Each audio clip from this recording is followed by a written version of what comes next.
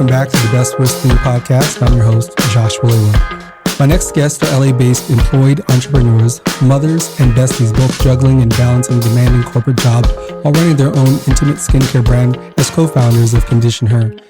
This is a daily use natural moisturizing cream, which is scientifically formulated for external intimate areas such as vulva, inner thighs, and the underarms. Their proprietary formula is an all-in-one blend that reduces the appearance of ingrown hair and razor burns. It soothes an irritation and chafing, and it also nourishes the skin and softens hair. It's an incredible concept and a great product, and I really want you all to learn more about these two. And so you can find them at conditionHER, both the word conditionHER.com or at conditionHER on Instagram, Facebook, Twitter, and TikTok. And for our listeners, if you want to check out the product, you can get 15% off by entering the code BestWorst at conditionHER.com.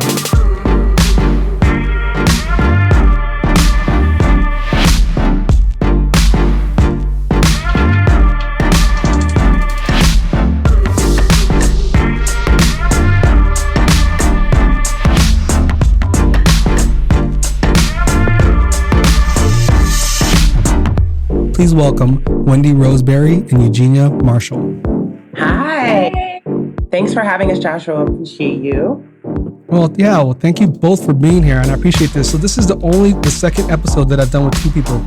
I've done one with two people before, which had a whole different vibe, but I'm just really excited because the interactions that I had with Amanda, and then also I, of course, do a little creeping online and check out YouTube videos, and I thought, okay, these two have some real cool personalities. And so I'm excited to get to know more. We can be a little much. We can be a little much. Be a little much and plead the fifth. This is a good start.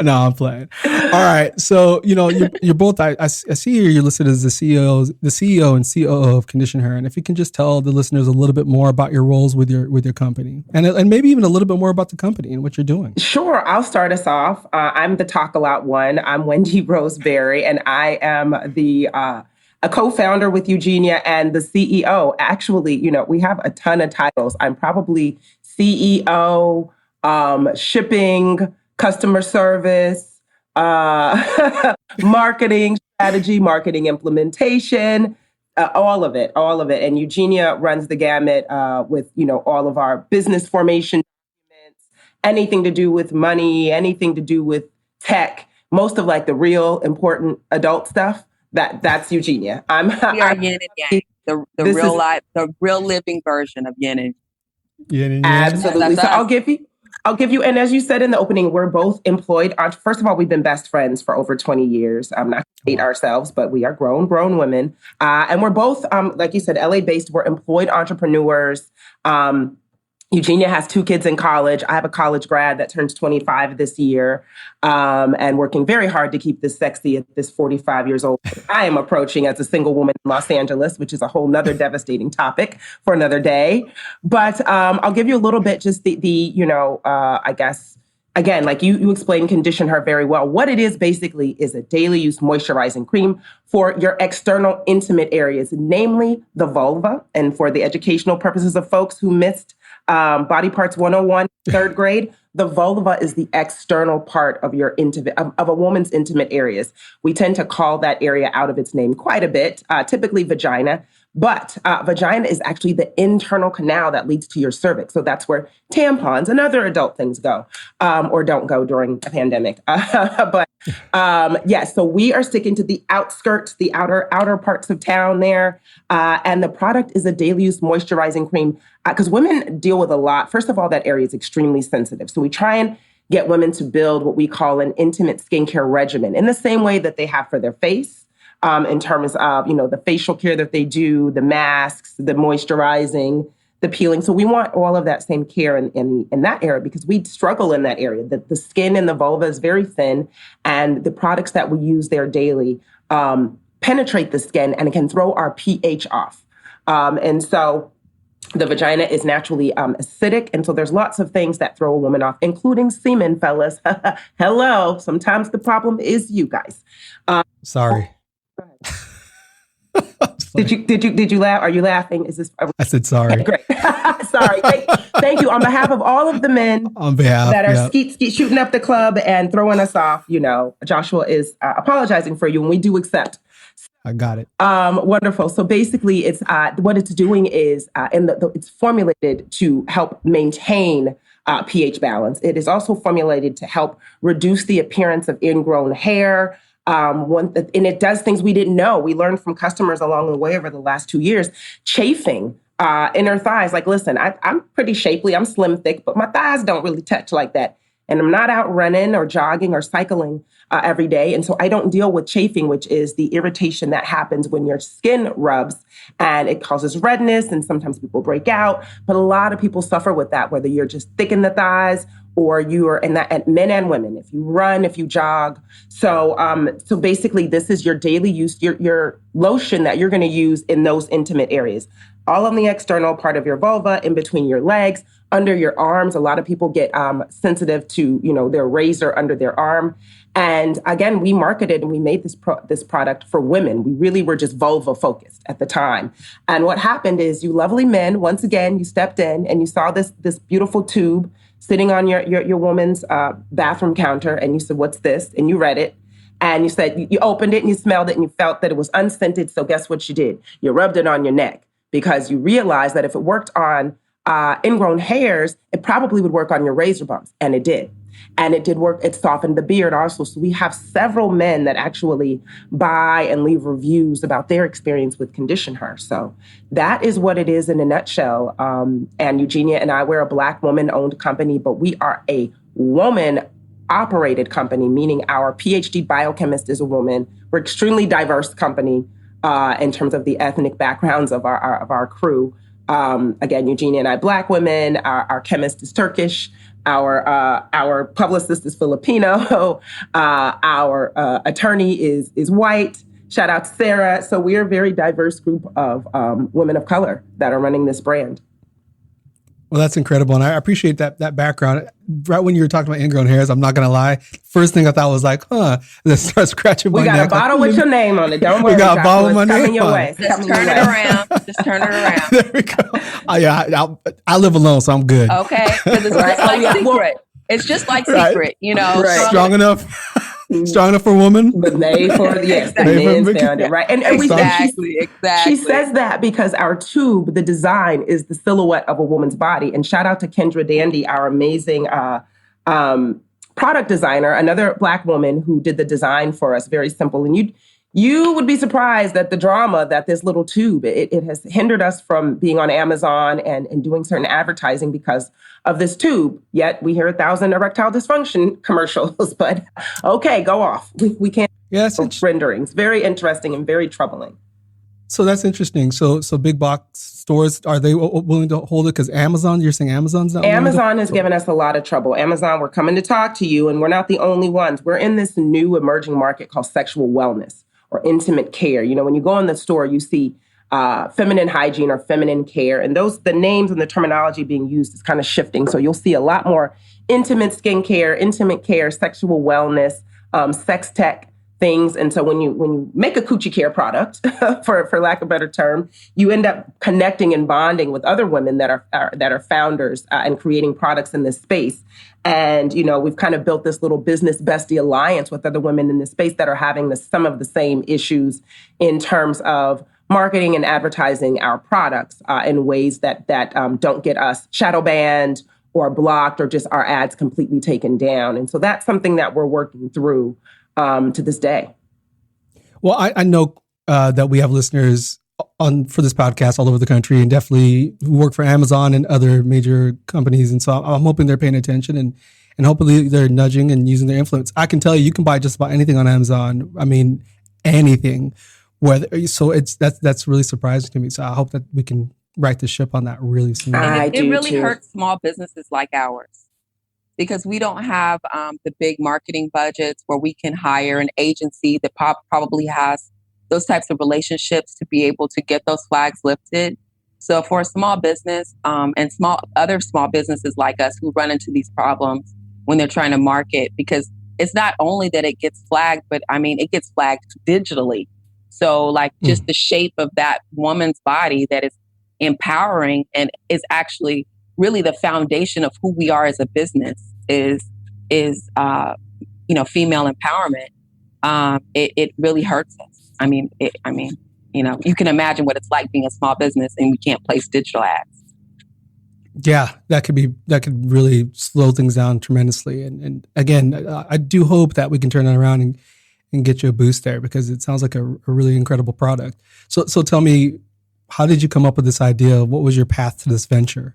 Oh man, I hate to be, again, I did warn you, I am the talk a lot one. And I think that happens because the idea generated with me. And the short of it is I was dating long distance. Again, LA dating scene sucks. So women are getting on planes. We're flying her across the country. So the gentleman that I was dating, I feel like I need to give him equity in the company at this point, because the idea really did come from him. But he's a nice brother from Brooklyn and was living in Chicago working as an engineer. And this fella, after several visits and our relationship was growing, he said, the next time you come, can you not go to your wax lady? And I was like, sir, huh, what? Let me, excuse me, let me understand what you said again. So you would like me to not wax. And let me be clear, I was not a Brazilian girl. I was keeping a very tight and very well kept 2-finger landing strip or so, a little coverage. But I wasn't completely bare. And so I was puzzled, and I'm like, sir, why ever would you want that? Explain this to me. I need more details. So here's the scenario. If I'm wearing my panties, my underwear, you want to see a little pubic hair presence outside of the underwear? And he said, absolutely. And I said, well, okay. And I wanted to know where this came from. And he's a Black man from way of Brooklyn. Shout out to Brooklyn. And he said, listen, just growing up as an adolescent, as a young man, as I got older, the presence of pubic hair and seeing that on a woman made me feel like, oh, she's a grown woman. This is not a little girl. You know what I mean? And he said, especially as he got older and friends start to having babies and, you're just very cognizant of baby coochie. He's like, I didn't want to be looking at baby coochie. I wanted a grown woman, and the hair gave that to him. And I said, you know what? Sure, I will oblige. I will save my $50 and the pain of the waxing, and plucking, and all of that goodness and the redness and the irritation. Sure. So we let the bush and let it grow on out. And but it also led me to do what women do, and that was tell our business to the girlfriends over drinks, that girls chat, girls night. And actually, that particular weekend was the 4th of July weekend, and my girlfriends were in Chicago with me. And so we did have drinks. And I said, you guys, listen, this brother is telling me he doesn't want me to wax. And it was like, what? The gasps. And I was like, yeah, so how am I going to care for this? If I'm going to have more of a bush or just more hair, what am I going to do? And I said, well, I guess I'm going to go back to doing what I did in my teen years. And they were like, well, what'd you do? And I was like, well, you guys never used your regular hair conditioner? Shampoo and conditioner, as a process in the shower on hair wash day? Because hair wash day for Black women, that was a whole couple hours. You brought, back in the day, we're talking, 90s, that you bring in your radio in the bathroom, Kool-Aid, the pager, pack a lunch pager, some, you know what I mean? You in there for a while. And so that became what I realized as an adult is I had a self-care regimen. Not only just for the way I washed my hair and took care of my body, but I had an intimate care regimen. And so what I was doing on those hair wash days is I was also literally shampooing and conditioning my pubic hair. And back then, we could only afford Suave and Pantene. So if the Suave or Pantene said it was to sit there for 2 to 3 minutes, guess what? The coochie was getting conditioned for 2-3 minutes. Mm-hmm. And the perception was that it was softening, the hair, maybe adding some sort of pleasant, the strawberry scent, Suave, whatever it is. And that was was it actually doing that? Probably not. Was it absolutely unhealthy for that area? And did it have chemicals that should not be seeping into the vulva skin and ultimately into the vagina? No, it was not healthy. And so, but it was one of those things that at the table, and a couple of the girlfriends I never heard of that. You did that? And then the confessions came out. Oh yeah, I used to do that too. Oh yeah, I used to do that too. And so you dig in, well, why did you do it? Same reason, trying to soften hair. And then a couple of the women said, well, I, to this day, still use my hair conditioner in that area, but I use it as a shave cream. Shower as I'm, when I'm shaving any intimate areas, underarms included. So, it sent us down a rabbit hole. That night we decided, yes, Wendy, you're going to make a product. What are we going to call it? We came up with the most hilarious name don't know if I can say it. I don't know what your listenership ears are like, but it was Go for it. We were going to make Shampussy, basically. We thought that would be a great name for a product. And even though it had nothing to do with conditioning, we just thought it was funny. And after several bottles of rosé, it was even funnier than it probably really was. And I'm a marketer by trade. As we said, we're both employed entrepreneurs. I'm in television marketing. I have been for the last 10 and a half years. And it became the joke of the evening.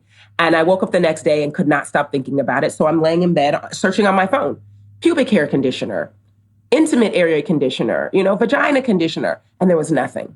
What I did find, though, at the time, mind you, this was 2013.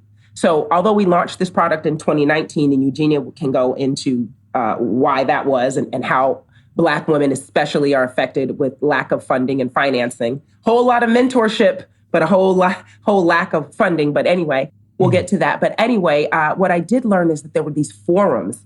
We weren't really heavy into Instagram just yet. It was just kind of popping off, and there was no TikTok. So there wasn't all of this overload of information. But what I found in these forums is that white women, European women, were in the forum asking other women how to soften their pubic hair. And the complaint was that their boyfriends or husbands thought their pubic hair was too coarse. And again, these are white European women. So there's a vast difference in the hair on their head and the hair in their intimate regions on their vulva. Going from very straight to very kinky curly. Well, for Black women and a lot of women of color, Afro, Latino, Latinx, it's the same. Like, matter of fact, sometimes our pubic hair is a little softer, a little more silky than the hair on your head. You know what I mean? And it's like, and so that was not something I was unfamiliar with. But what it did is immediately shift the focus. I think I called Eugenia that morning. I said, oh my God, I think I found a product category. I think we'd never made a consumer product before. Let me be very clear. Neither of us are in the medical fields. We are not scientists. We are not gynecologists. We are women with vulvas and vaginas that care about them and want to keep them healthy and safe. And apparently there were hundreds of thousands of women around the world that felt the same and were looking for a solution that did not exist. So our product really provided a solution to a topic that didn't exist, for a need that didn't exist, and for something that is not often shared publicly.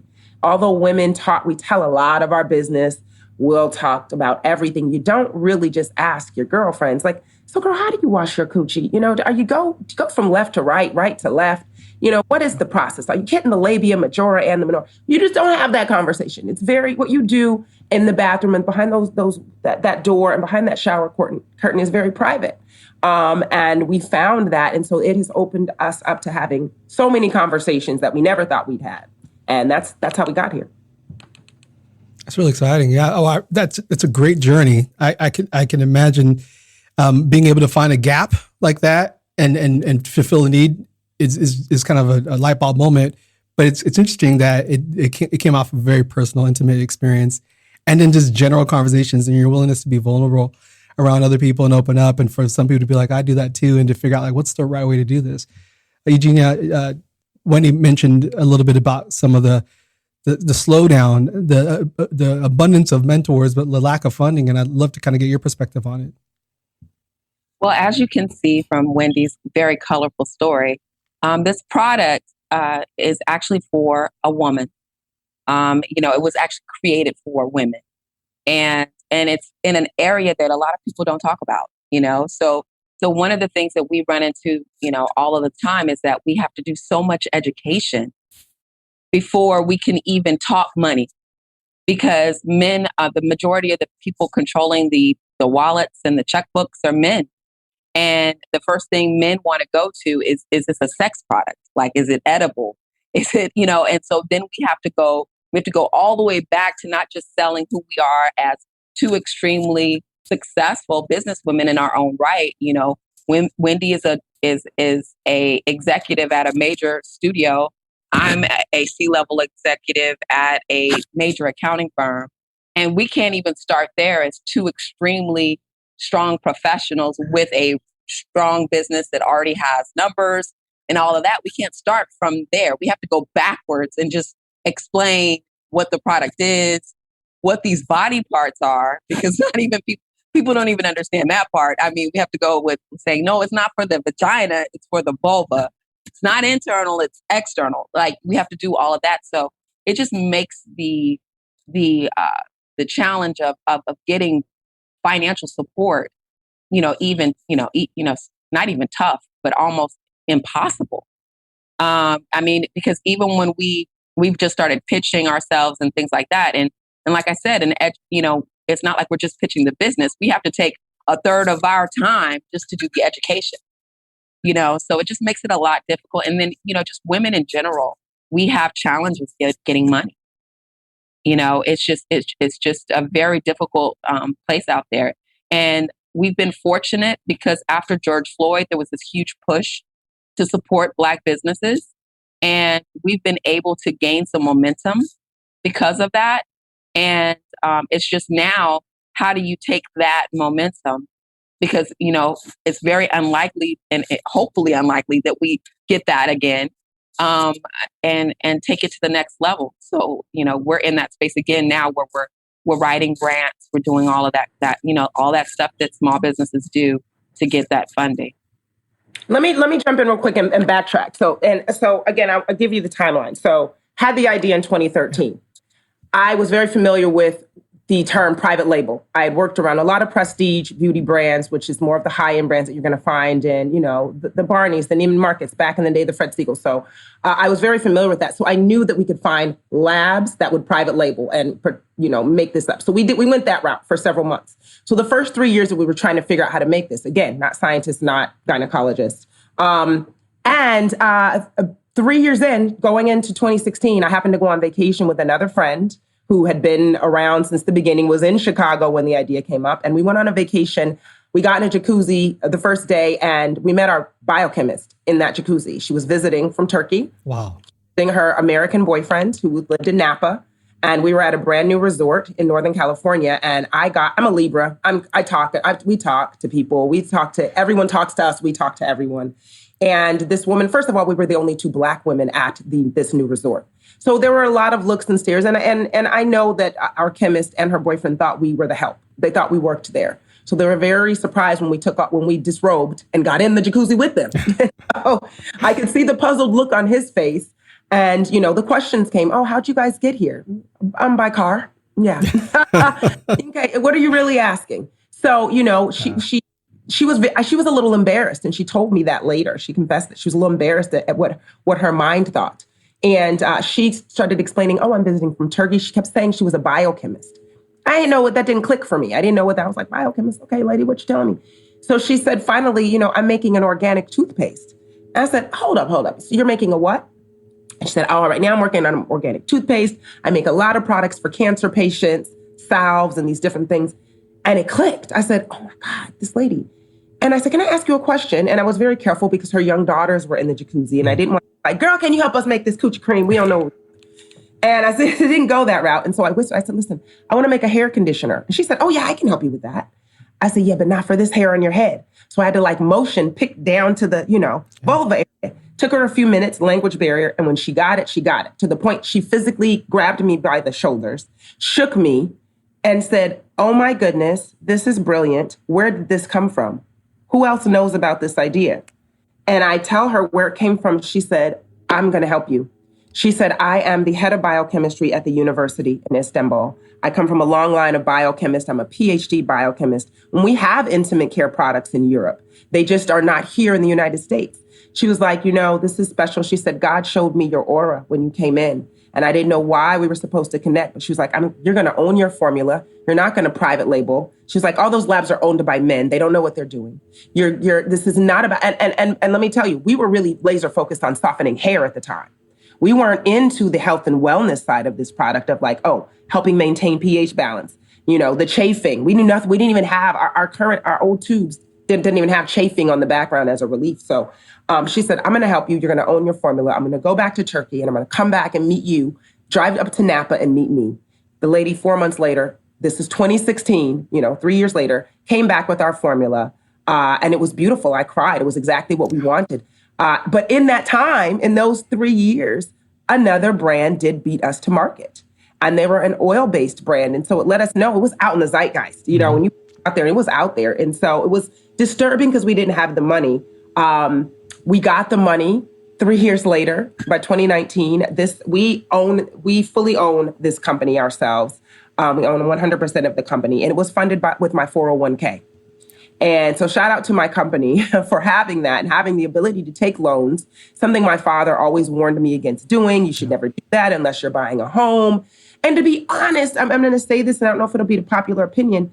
Sometimes African Americans move in a bit of fear about taking certain risks around money and retirement and things because they don't have a lot of stories and examples, success stories and examples of people who have done that. They typically only get the bet, oh, he wasted all his money on this. He used his entire savings on this, and not like, we're not really afforded the opportunity to make those mistakes and say, get $1 million and be like, oh, we screwed up. But a lot of times white folks are.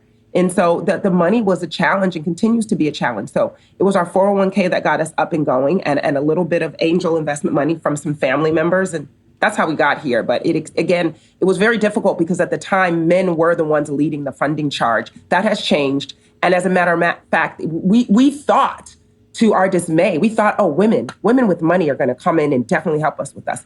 It was not the case. They were very skeptical. We also did not reveal that we were a Black-owned company until after the uprising due to the murder of George Floyd. That was not something we stayed very reserved about because of the nature of our business. We are not making a Black hair care product. Matter of fact, we're not making a Black-specific anything product.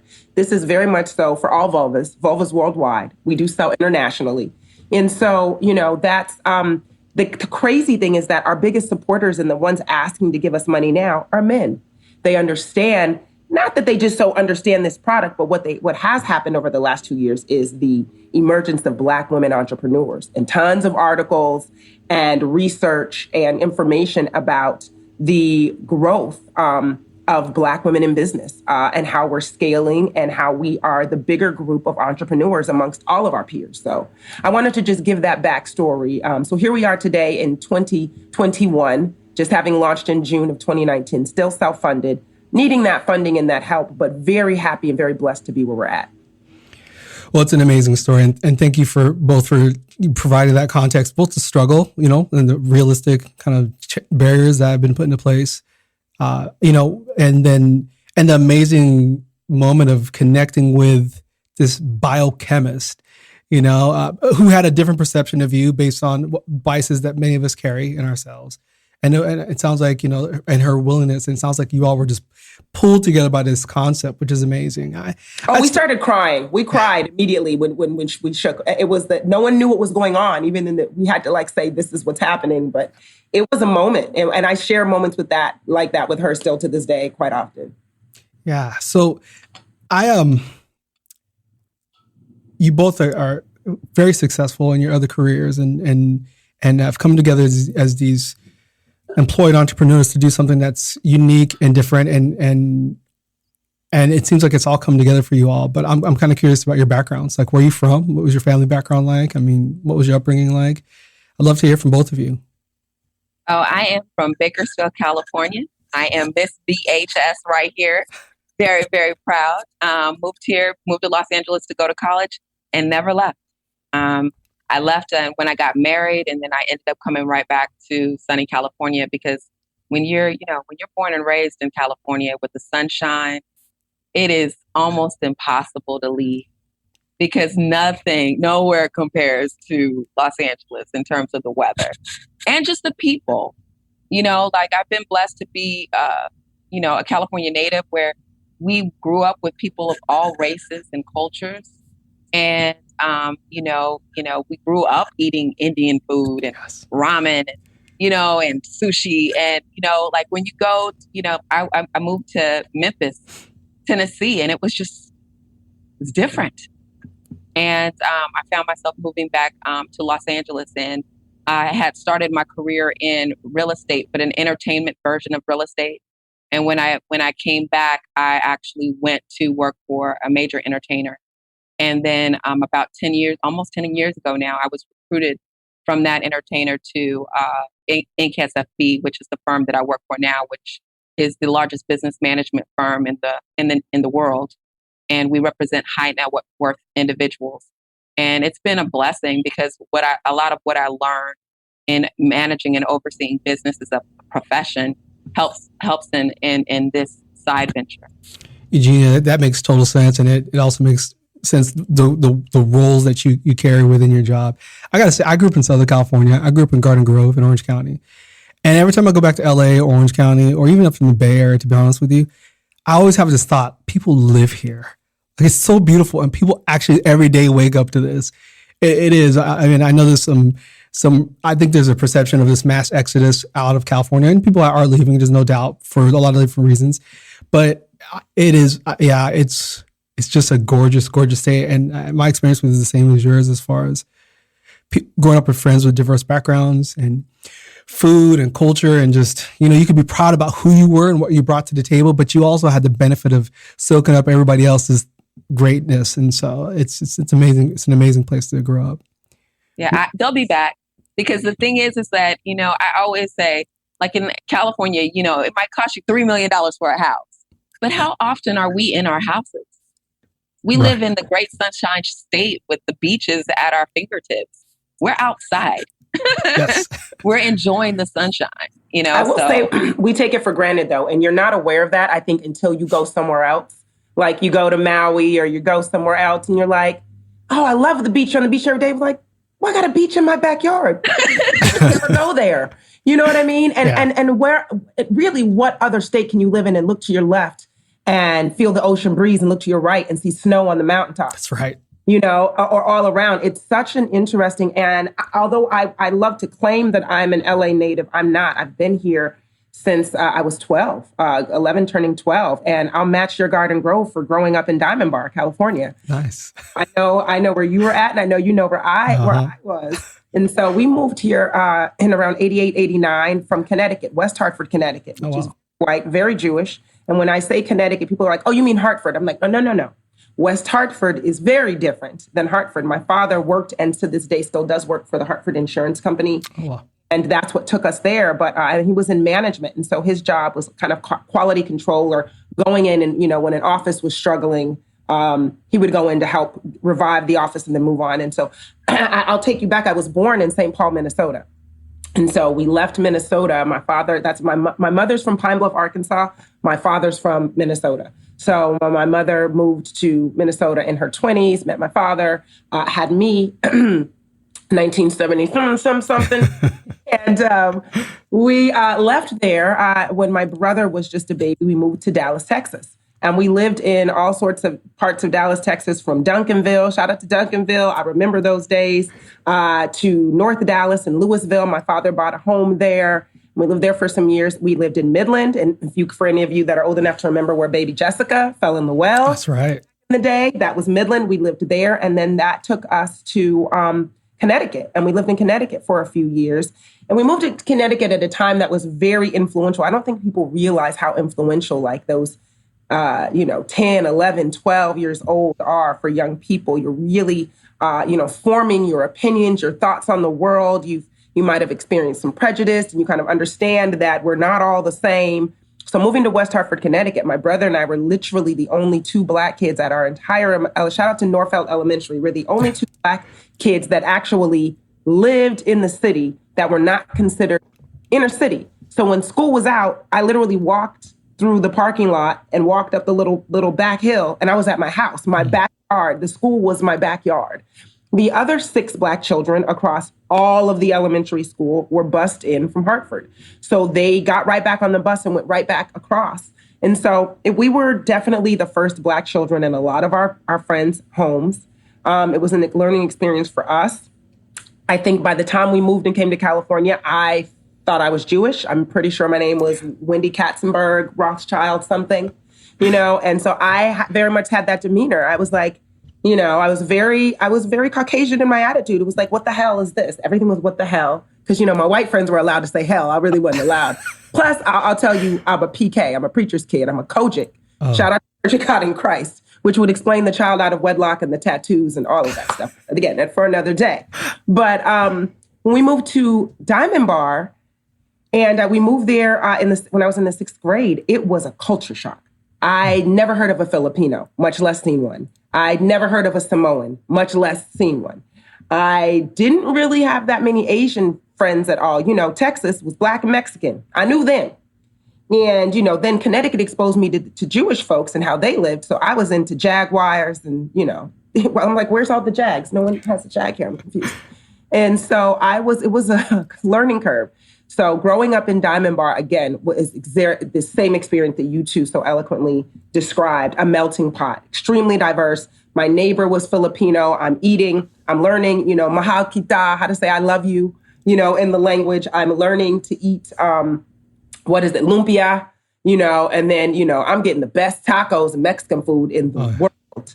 And sushi didn't come along to my adult years, but it was very much a melting pot. I was very involved in Diamond Bar. I ran from his Diamond Bar. I was the first Black woman to actually place in that. I was very involved in the city. I did all the things that, my thought were like, if my white friends were doing it, I'm doing it. From baton lessons to dance to Girl Scouts, Brownie, Blue Jays. And so moving to Southern California was a big shock, but I couldn't, I raised my son here. I went to college here, shout out to Long Beach State, and have lived my life here. But I will confess now, as I turned 45 this year, and I'm starting to look outside a little bit. And I think that's just, the pandemic, the after effects of the pandemic and really being inside as a single woman. It was very interesting, predicament to be in and being really so isolated. And so I've been visiting some other states and places to see, what it do, what's happening there. Especially, as a person who believes in the power of two in partnership and very much so desires to have that. I have an amazing career that came out of the blue. I came to my studio through a temp agency with no desire to, I had no idea I'd ever be a television exec of any sort. It was a means to an end and a job. And here I am 10 and a half years later, finding myself growing naturally and just very authentically seamlessly almost in the job and just learning on the job. I've been in 4 different positions. And so still there to this day and enjoying working, I guess I'm enjoying working full time and running the business, but eventually one of them will have to give. And, for the sake of our business, I do hope that I'm put in position to be a full-time employee of our company. That's the next move for us. That's right. Well, I appreciate that. Thank you both for being willing to share a little bit about your background. So we're going to take just a few seconds for a break and we're going to get into the big question. Sure.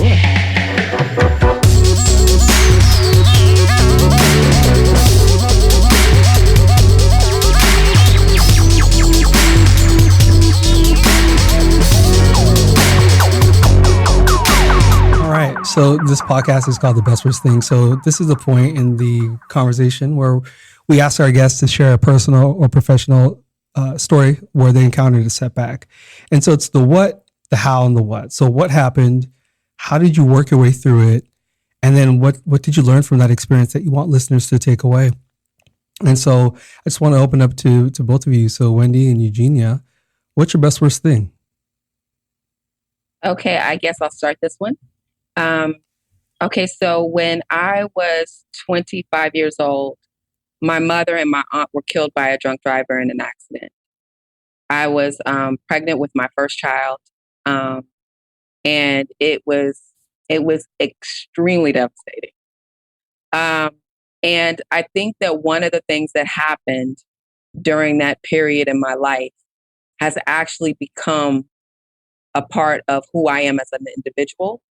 And it's been something that I've been able to carry with me to get through other monumental devastations in my life. And I was in Minnesota when I found out that my mother and my aunt had been killed. And I had to fly home in order to get home, to take care of things. And because I was pregnant, I had to go see the doctor first. And then I got on a flight and I was devastated. I was devastated on this flight. And I was just crying the whole time. And I was sitting next to a woman and I was just like, done, just done. And she was concerned because I was pregnant, I could tell she didn't know whether she should say something or just let me cry or what. She just, she was just really concerned. And so she tapped me and she said, "Are you okay?" And I said, "No, I'm not okay." And I guess in that moment, I really needed somebody to talk to. And so I told her what happened and that I was on my way home. And my aunt was still on life support, and I was trying to get home so that I could say goodbye before we took her off of life support. And when I shared with her my story, she told me hers. She told me that when she was 17 years old and was just graduating from high school, her mother and her father were killed in a car accident coming home from an anniversary party. And that she was headed to college and she had to put college on hold to raise her younger brother. And she said it was, and she said that she didn't even really have a chance to grieve because she had to jump into being a mother and sister to her brother. And she shared her story and that she was married now and had children. And, he ended up going to college and being really successful. And she had to put her life on hold, but she had gotten back on track and gone to college and whatever not. But basically in that moment, God gave me what I needed in life to be able to basically get over anything, because he allowed me to put my own pain in perspective. Because oftentimes when you go through major life events, you think you are the only one experiencing that type of pain. And that can allow you to get into a depression that is self-induced because you feel sorry for yourself, right? So in that moment, her sharing her story with me allowed me to see that even in my pain, which was extremely devastating, in perspective of what she had to go through, it wasn't quite as bad. It was bad, but to me, it wasn't quite as bad. And so it really helped me learn how to put my pain in perspective and be gentle with myself, and knowing that things do turn around, maybe not the way that you want them to, but things can turn around and definitely move into a positive direction, even when you're in the darkness. So I would say that would be probably the I've had some big moments, but I would say that was the biggest moment where God really, really allowed me to see that you really have to sometimes step back and seek perspective.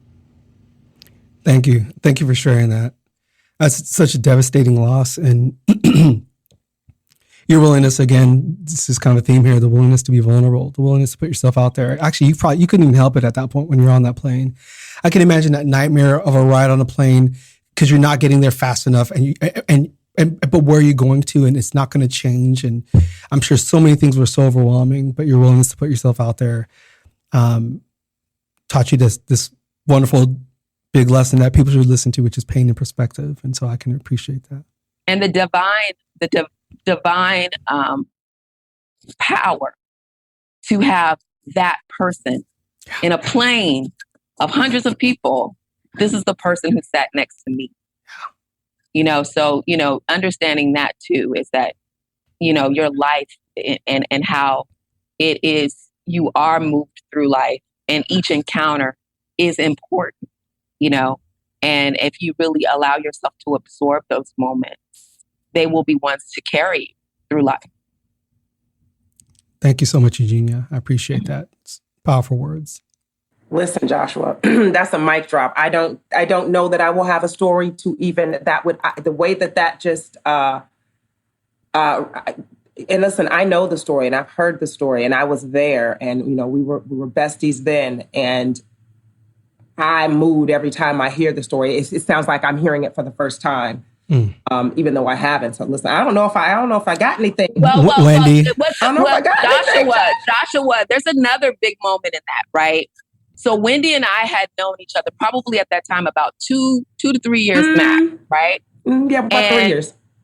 About 3 years we had known each other, right? I have a ginormous family, like ginormous. And so losing my mom and my aunt was like devastating for the city, right? So I have a big, well-known family where I'm from. And out of all the people we know, my grandparents had 11 kids. Out of all the people we knew, I asked Wendy to be the MC to my mother's funeral. Oh, wow. And I tell her all the time that was really another divine moment, because even though I mean, I had friends at that time that I've had since I was 5 years old. So I said, even though I didn't know how we would be connected and bonded through life, my spirit knew so much so that I asked her to do the most important job that day. So, Wendy, thank you. I mean, Wendy, I know that speaks volumes to your relationship, doesn't it? I mean, we had such a bond. I'll go ahead and share too that Eugenia's mother, God rest her soul, Miss Myrtle Lee, who was just awesome, who I actually never got to meet in the flesh. We would talk on the phone. You know, when she called Gina, I was over her house all the time. Because Eugenia was the friend at 24 that had the 2-bedroom apartment on her own. It was her bedroom, one was a closet, literally, racks of shoes. To this day, her garage is the closet. But my brother and her mother have the same birthday. Our sons have the same birthday. Wow. Her daughter and I have the same birthday, same Chinese numerology, both dragons. I'm a 1976 baby. Girls, what G was baby 2000? Yeah. So Eugenia and my mother are the same sign. And we have a clairvoyant friend that we asked a few years ago. We told her all these coinky dinky things. And she said, it's your grandfather's. She said, your grandfathers had a connection. We said, what? I said, no way. I said, Gina's from California. My grandfather. And I stopped. I said, Gina, where's your grandfather from? Because our clairvoyant friend described Eugenia's grandfather. And we were just like kind of dumbfounded. We were out to a dinner and looking at her kind of crazy, like, girl, Black folks don't really believe in this. I'm a preacher's kid, girl. I don't know if I feel the Holy Spirit right now. Let me make sure the Lord ain't finna get us. But she started describing Eugenia's grandfather, and I saw Eugenia's face shift, like, yeah. And so I looked at Gina. I said, Gina, where's your grandfather from? Never had asked her this before. She said, Arkansas. I said, so is mine. So, we just have this weird, spiritual connection. And so, I listen, folks, for those of you that are listening and sniffling or, feeling I don't have anything as emotional. And like Eugenia said, that's just one story. If she were to go back to tell you even others that happened to her across her life, it's just, she is a walking and talking testimony to a resilient person, someone who has learned to persevere, not out of desire, but out of necessity. And just one of the smartest women I know. You need someone to do your taxes, it's Eugenia. You need somebody to come and rig up and wire your sound system in your house so you got surround sound, it's Eugenia. Oh, you need a website, it's Eugenia.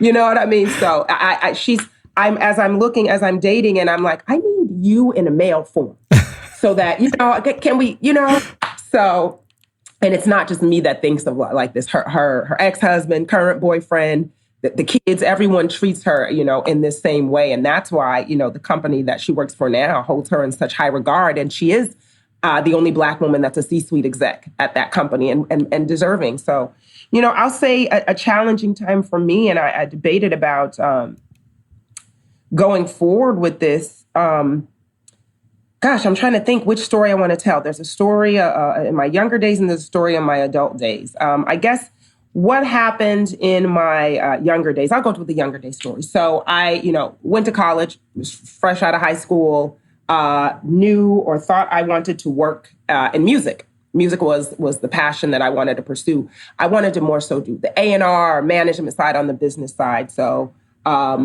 and so when I went to school, though, I wasn't quite sure what that meant in terms of school. I just was bright-eyed and bushy-tailed, ready to take on the world. And so I thought marketing, there wasn't an industry that I knew of that did not have marketing. And even if I went into music, I'm an idea person. This feels like it's up my alley. What I should have probably gone to school for was advertising, but hindsight's 2020. All that to say, I went to college, very excited, stayed in the dorms first year. Things were, happening. Was the most exciting time. First time away from home. Being able to live alone. And as a Kojic preacher's kid, you already know, there was no secular music in my house, the whole thing, and all of that. And so I also had become very interested in modeling. I'm 5'9", I could kill a runway, and that was very exciting. And I actually had been recruited at that time by an agency. And so I was very excited. So Christmas break, freshman year of college, I was able to announce I not only did I make the dean's list, I found out about a month into Christmas break that it was hey guys, I made the dean's list and I'm pregnant. Pass the potatoes. It was one of those moments, right? So here I am getting ready to, after Christmas break, at that time, college break was what a month or two. So I had just been recruited over the holiday season. So the deal was to go back to college. They wanted me to get in the gym. I was supposed to get photos, and it began getting booked out. And so I came back to the second semester freshman year pregnant. Hadn't told my parents, friends knew, and just decided to float. I think at that point when you're so young and you get hit with such a curveball. And listen, I wasn't a knowledgeable teen. It wasn't that you didn't know how you got pregnant, but there's a lot of things young girls just don't know about, not just how their body works, but how men's body works. We're not really taught that much about male anatomy in that space. So I sat on that literally for about 4 months. So here I am pregnant in the dorms, friends trying to help me and all of that. I stopped. I used to go home every weekend, and I stopped doing that.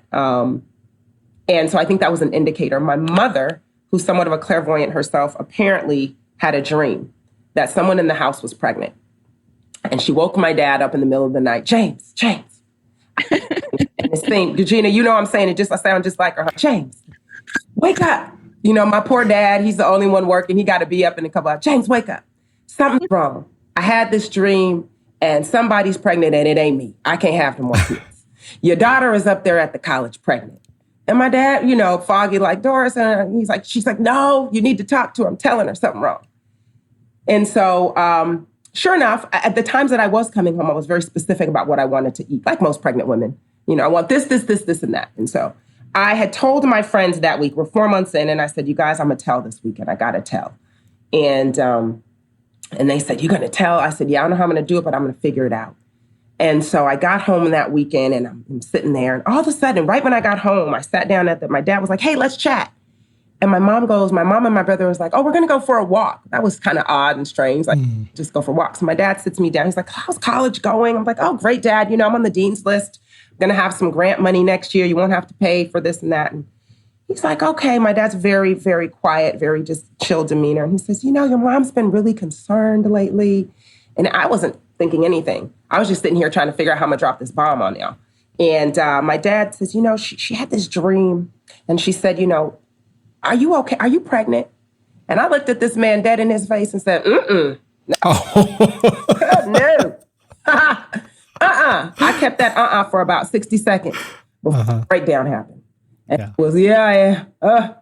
And I wasn't showing at the time, and as soon as I said it, it's almost like, boom, a belly popped out.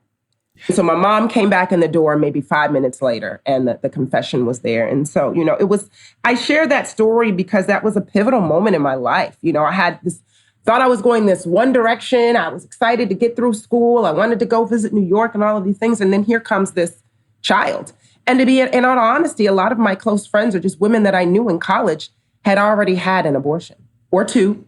And so, for a lot of them, or just people I was seeking advice for, and I did all the things, went to Planned Parenthood for advice and this and that. And what struck me is that when I went to those places, instead of actually talking me through it, even though you know your choices, you need someone to talk the sense into you. All they wanted to talk about were my abortion options and what dates were available. And that was it was very just didn't set well with me. And I finally made the decision, like, no, I'm going to push through with this. As much as I don't want to be a statistic, and a teen mom, even though I was 19 turning 20, I still was a statistic. So I pushed through. And like I said, I have a beautiful son that turns 25 this year who walked across the stage with me in college when he was 4. And I don't know where I would be if I had not had that experience. Yes, it shifted my desire to, to work in music in the way I thought. I couldn't go take internships for free at the time. Because, back in the day, we were not getting paid. I couldn't fly all around the country. And I was offered all sorts of jobs in my early 20s. I was offered a job to be an assistant for J-Lo or to do these things by headhunters. I couldn't do all of those things. But it definitely switched my focus and my drive. I went back to school when my son was 2 weeks old. I had him early. I had him a month early. He was due in September. I had him in August, and school started. So I went right back to college 2 weeks in, and I went back to work when he was 4 weeks old. And I just jumped back in But what I learned from that experience is that, I would never do that again in terms of jumping right back in. I wish to this day I had been able to take that year off with my child, but it let me know that it's almost similar message. We are resilient. We can push forward through any adversity. Things that seem like the end of the world really might be the beginning of the world for us in just a different shape or form than what we had envisioned for ourselves. And not that it's going to be any less sweet at the end, and here I am now, a 44-year-old woman with a 24-year-old son that's a college grad and out making his way and making his stamp on the world. And I'm still young enough and cute enough to be out here, it's still popping. And, but it gave me a different focus. I didn't get to go through the couch surfing phase that my friends with no children did. I had to, get in, get the job, get the focus. And so even, and I'll mix in a little bit of the story I was going to tell, even in, finding myself being laid off from a job, back in, 2000, for the first time laid off, and really getting to sit and see what that meant, and having to go to a temp agency for the first time and push through. I didn't get a chance to get into the poor me, woe is me, because I had a son that was approaching, high school by the time. So I had to pull myself up by the bootstraps, go to a temp agency for the first time. And who would have thunk that the first job placement they put me at, I would never leave. I've been at the studio for as long as that time. And I would like to think that I am a teen mother success story. So that's my story. Thank you. You sure are. And, there's quite a few people who've had to navigate that experience or will navigate that experience. And it doesn't mean the end. It's interesting because you had a plan, and then life gave you a different plan. Yes, it did. And your willingness to keep going was a big difference maker. It was. And like I said, the audience that's listening now might not be that same age where they were, but you might be the parent of a child that age that you're experiencing that with. And it may seem like the end of the world. And shout out to my parents for really jumping in and not ridiculing me. And, these are the saved and sanctified folks, and they got, a pregnant teenager at the house. And, I'm sure that was a bit devastating for them, but they really just jumped in and rose to the occasion. And helped me push through that. My mother was my son's caregiver for the first year of his life. That's how I was able to go back to school at 2 weeks. There are young ladies that would love that same opportunity, but they couldn't. Many a days I would take my son to class with me. And I have some friends that had children. My friend Heaven, I see her daughter now, who's the same age as my son. And Heaven and I were the two with the babies in the class, helping each other. Or I'd help her with her daughter while we were in class, and she'd help me with my son. So, it was a journey, but we pushed through. And so to anybody that might be dealing with that in your household, whether it's you or your children, it's possible. There's light at the end of the tunnel on the other side. Absolutely.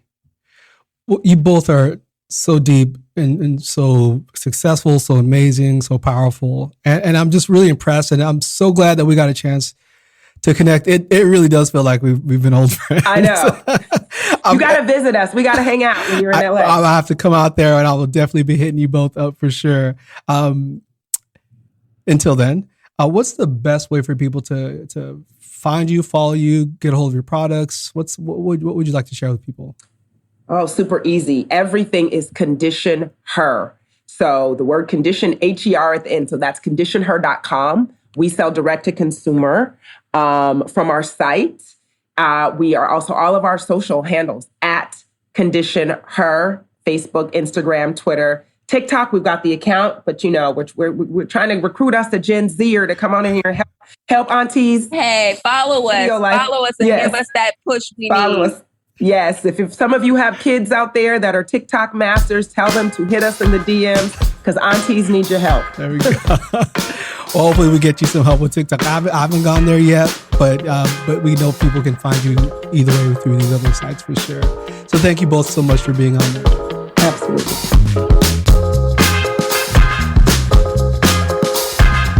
Thank you for listening to the Best Worst Thing podcast. I'm your host, Josh Leland. Music is produced by Josh One. You can follow him at Boomnote on Instagram and Twitter, and Josh One on Spotify. Our episodes are edited by Cool Jets Audio and Visual. You can follow them at Cool Jets AV on Instagram. Our marketing is designed by Francesca Daniels. You can find her at FrankandKitty24 on Instagram. And our overall design is by Inspired Design with Ryan Daniels. You can find them at getinspired.design on Instagram. Thank you for listening to The Best Worst Thing. This one's for the good times and this one's for the bad. This one's for the day that was the best we ever had. This one's for my good friends and this one's for my foes. The ones who get up on your skin and do not even know.